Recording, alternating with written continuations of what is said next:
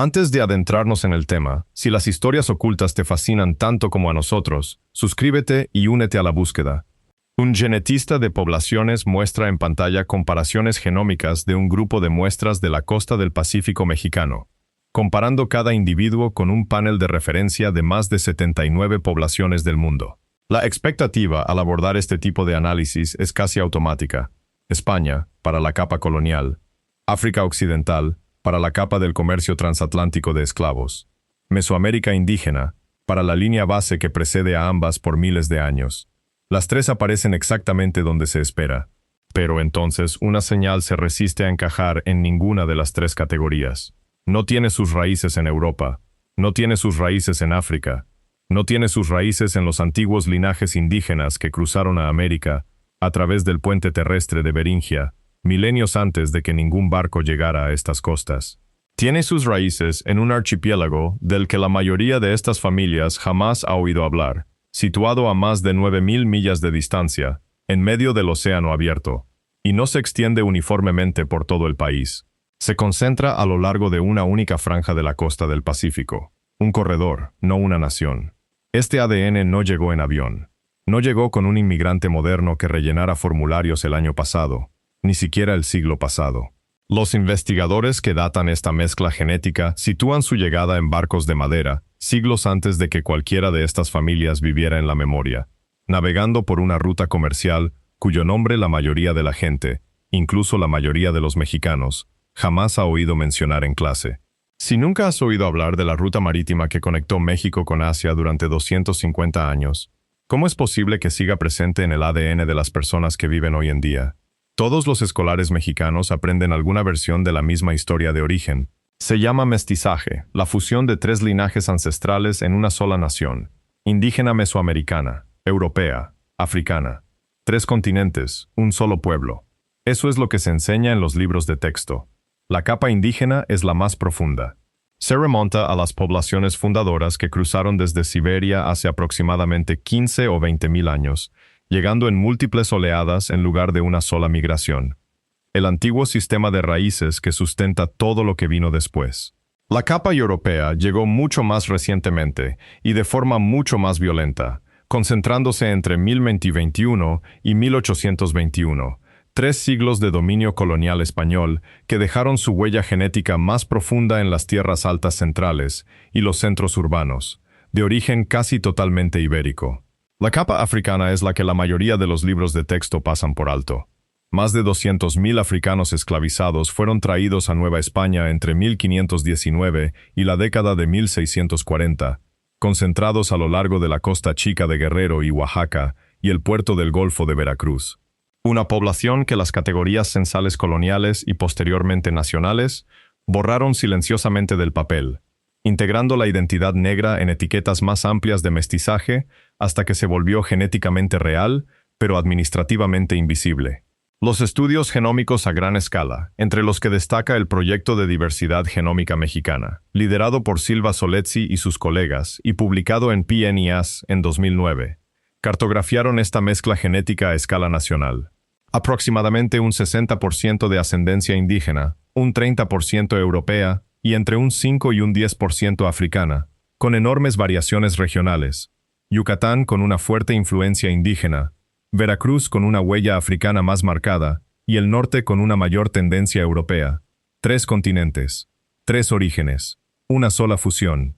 Esa es la imagen completa. Esa es la historia que aparece en todos los libros de texto, excepto que una población costera seguía generando una cuarta señal que nadie había previsto. Aquí es donde la cosa se complica. Si analizamos en detalle el conjunto de datos donde surgió por primera vez esa cuarta señal, vemos que no es difusa ni ambigua.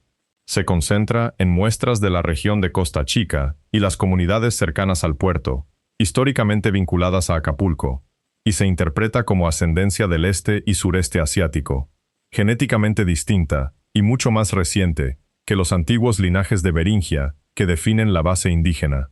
No se trata de una señal de hace 10.000 años. Es una mezcla genética con una fecha definida, que los investigadores pueden ubicar dentro de un periodo histórico específico, en lugar de en la prehistoria profunda. Este mecanismo tiene nombre y pertenece a una de las rutas comerciales más longevas de la historia. la ruta del Galeón de Manila, que conectaba Acapulco con Manila, desde 1565 hasta 1815. Durante 250 años de funcionamiento ininterrumpido, fue la ruta comercial más longeva del mundo hasta ese momento. Se podría considerar tanto un canal genético como comercial, un conducto que transportaba mercancías a través del océano, pero también personas, y que dejó una huella imborrable en quienes se quedaron. Durante ese cuarto de milenio, decenas de travesías anuales en galeón transportaron a miles de personas de oeste a este a través del Pacífico. Marineros, comerciantes, polizones y trabajadores esclavizados o contratados de origen asiático, documentados en los registros coloniales bajo el término genérico de chinos, una etiqueta que englobaba a personas de origen filipino, chino y de otras ascendencias asiáticas, independientemente de su origen real. Muchos de ellos nunca regresaron a casa. Los registros de la época colonial indican que miles de colonos de origen asiático se establecieron permanentemente en Acapulco y sus alrededores, así como en la costa circundante, durante la vigencia del comercio. Una población lo suficientemente grande y sostenida, durante el tiempo suficiente, como para dejar una huella genética aún detectable en sus descendientes siglos después. Y aquí radica la recontextualización. La historia de los 3 continentes que se enseña en todas las aulas mexicanas omite discretamente un cuarto, no porque esa población nunca existiera, sino porque las categorías del censo colonial español del siglo XVIII incorporaron a los residentes de origen asiático a las clasificaciones raciales existentes, a menudo fusionadas con etiquetas de indígenas o mestizos, borrando a esa población en los registros, incluso cuando sus descendientes permanecieron y siguieron teniendo hijos a lo largo de esa misma costa. Borrado, no desaparecido. Los historiadores ya tenían una explicación preparada mucho antes de que los datos del genoma confirmaran nada, pero su explicación solo da cuenta de una parte de lo que se reveló en el ADN. La primera teoría sostiene que la ascendencia asiática se incorporó al acervo genético de México, principalmente a través del trabajo y el asentamiento, directamente vinculados al comercio de galeones, marineros, sirvientes y artesanos que desembarcaron en Acapulco, y simplemente se quedaron, construyendo vidas y familias a lo largo de la costa, en lugar de regresar al otro lado del Pacífico. Los investigadores son cautelosos al presentar esta teoría como la explicación más probable según la evidencia, no como una certeza absoluta, ya que gran parte de la documentación de esa época es fragmentaria o nunca se conservó. Las cifras respaldan, al menos en su esencia, esta idea. Los galeones realizaban la travesía entre Manila y Acapulco aproximadamente 1 o 2 veces al año, durante los 250 años que duró el comercio, transportando cada barco a varios cientos de personas. Los historiadores estiman que, para cuando finalizó el comercio, el flujo acumulado alcanzó los miles de colonos permanentes de origen asiático. El propio barrio colonial de Acapulco, conocido como el barrio de los chinos, constituye una prueba fehaciente de que esto no era un rumor. Todo un distrito construido en torno a la población que ahora confirman los estudios genéticos. Pero la teoría tiene una limitación, y no es insignificante. Explica cómo llegaron las personas a la costa, y aproximadamente cuántas eran. No explica por qué la señal genética se concentra tanto en comunidades específicas en lugar de extenderse uniformemente a lo largo de todo el corredor comercial, ni explica por qué algunas comunidades del interior, lugares sin ningún contacto directo con los galeones, aún conservan un rastro detectable de la misma ascendencia. Los galeones explican cómo llegó el ADN a las costas de México. No explican cómo terminó disperso de esa manera. Y para eso existe una segunda explicación, más compleja. No explican cómo terminó disperso de esa manera. Y hay una segunda explicación, más compleja. Tiene menos que ver con cómo llegó la gente y todo que ver con lo que sucedió después de que dejaron de llegar. El comercio del Galeón de Manila terminó en 1815, interrumpido cuando la independencia de México rompió el monopolio comercial colonial que había mantenido viva la ruta durante 2 siglos y medio. Pero las comunidades que se habían formado a su alrededor no se dispersaron ni se integraron uniformemente en la población mestiza, como podría predecir el modelo teórico. En muchos pueblos costeros, permanecieron en sus lugares de origen, casándose entre sí dentro de un radio reducido, social y geográficamente aislados, generación tras generación. Es más como una gota que cae sobre una toalla de papel y se queda allí. absorbiendo más profundamente en la misma pequeña porción de fibras en lugar de extenderse. Los genetistas de poblaciones conocen este patrón con un nombre específico: concentración por efecto fundador. En poblaciones pequeñas y relativamente cerradas, una señal de ascendencia distintiva puede conservarse en porcentajes más altos después de 5 a 8 generaciones de este tipo de endogamia, de lo que predeciría un modelo de mezcla uniforme. México está aproximadamente entre 8 y 10 generaciones después del fin de la era del galeón. Los cálculos coinciden casi demasiado perfectamente. Y aquí está el giro inesperado. Si el aislamiento fue lo que concentró la señal con tanta fuerza, entonces la cifra de miles de colonos, en la que los historiadores se han basado durante siglos, podría ser errónea en un sentido específico, no demasiado alta, sino demasiado baja. Una señal genética tan concentrada podría significar o bien un número menor de colonos atrapados en un aislamiento inusualmente estricto, o bien una población original considerablemente mayor de la que jamás registraron los cronistas coloniales. Y el registro colonial de poblaciones no europeas ni africanas era notoriamente incompleto, una burocracia creada para controlar la tierra y el trabajo, no para contar con precisión a las personas que lo realizaban. Los investigadores tienen cuidado de presentar esto como una explicación plausible del patrón de concentración, no como una cifra definitiva, ya que el modelo demográfico aún deja margen para ambas posibilidades. Esa es la versión en la que coinciden mayoritariamente historiadores y genetistas. Pero existe otra explicación, y es aquella a la que nadie quiere comprometerse por completo. Aquí es donde la historia deja de ser tan sencilla. La tercera teoría, y la que la mayoría de los investigadores dudan en mencionar abiertamente sin muchas reservas, es que parte de esta señal podría no provenir en absoluto de la era de los galeones. Podría ser más antigua. Mucho más antigua. Una hipótesis marginal, pero persistentemente discutida, que circula en algunos círculos genéticos y arqueológicos, sugiere la posibilidad de un contacto transpacífico precolombino, el movimiento humano a través del océano siglos antes de Colón, superpuesto a la señal bien documentada de los siglos XVI al XIX como sedimento bajo la capa superficial del suelo. Este no es el consenso general, y es importante dejarlo claro.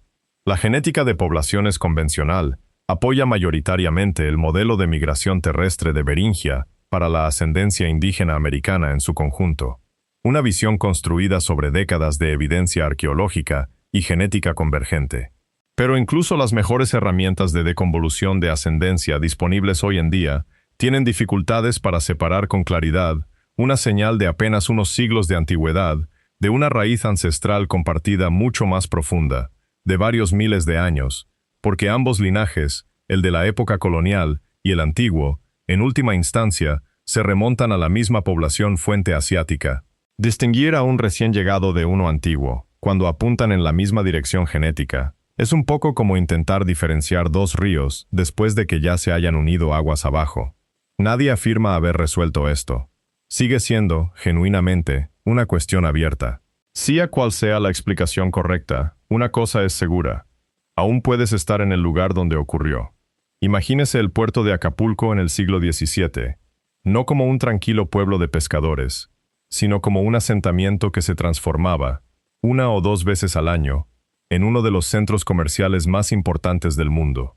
Cuando se avistaba un galeón en el horizonte, la ciudad no solo recibía un barco, sino que se convertía en un mercado internacional temporal, la histórica Feria de Acapulco, que atraía a comerciantes de toda Nueva España para intercambiar seda, porcelana y especias que acababan de cruzar un océano cuya otra orilla pocos vivos habían visto.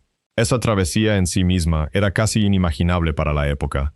De 4 a 6 meses en alta mar, sin escalas, uno de los viajes oceánicos más largos jamás intentados en la era de la navegación a vela.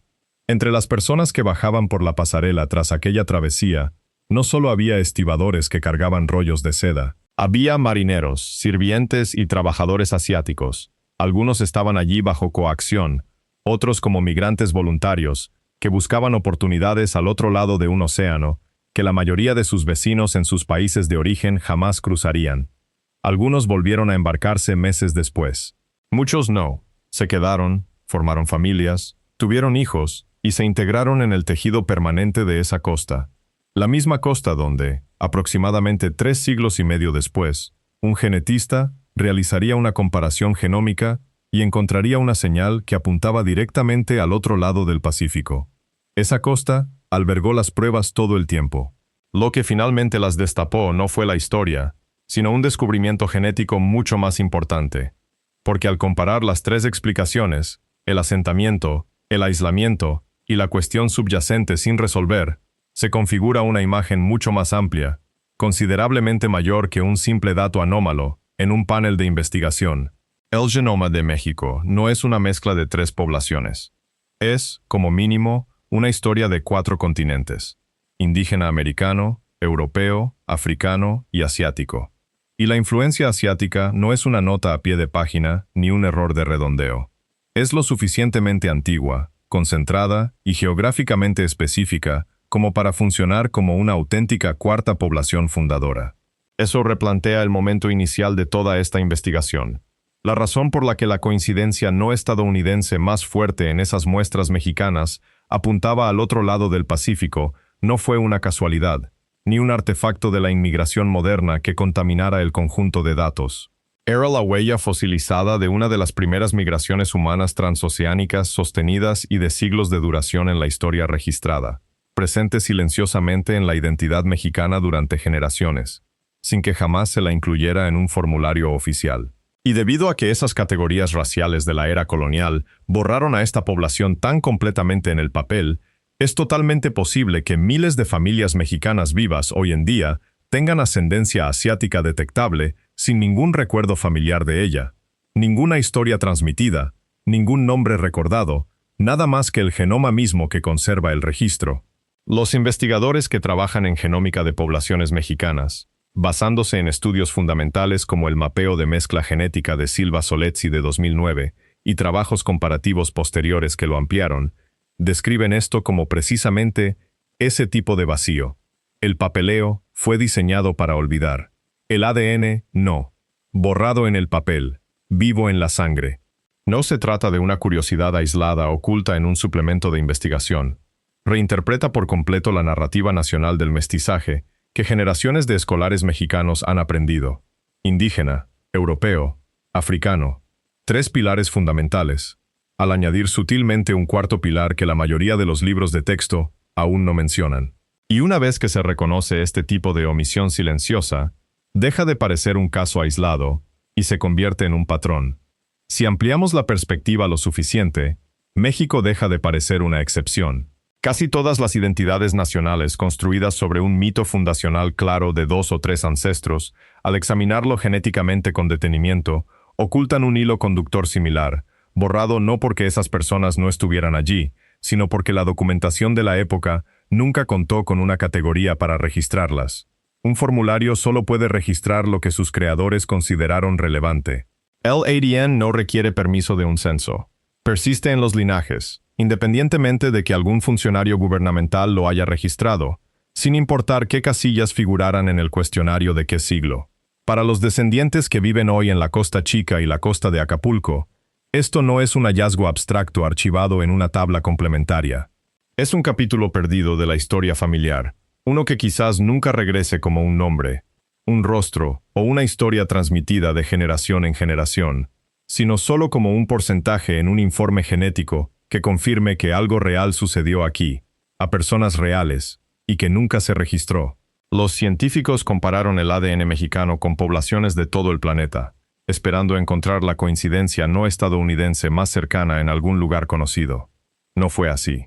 Aterrizó a 9.000 millas de distancia, al otro lado del océano, en una ruta comercial desconocida para la mayoría, y la documentación nunca explicó el motivo. En algún punto de esa misma costa, el genoma de alguien aún guarda la sentencia que el archivo nunca terminó de escribir.